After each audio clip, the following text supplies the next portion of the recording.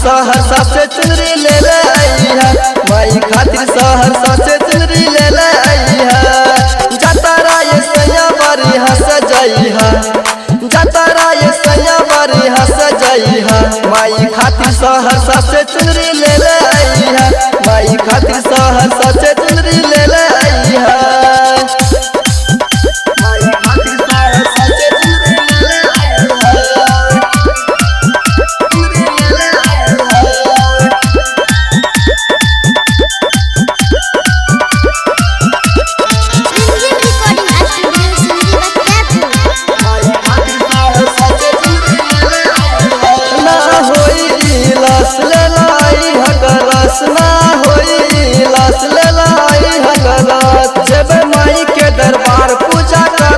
हमरो खातिर मांगी ली है माई से आशीर्वाद,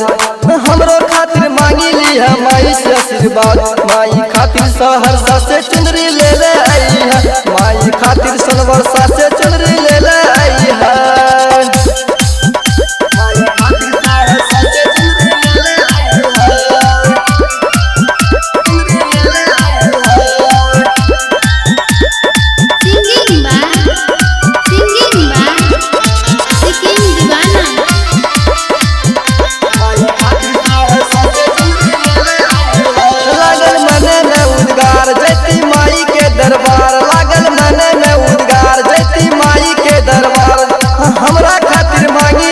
मैया से पसार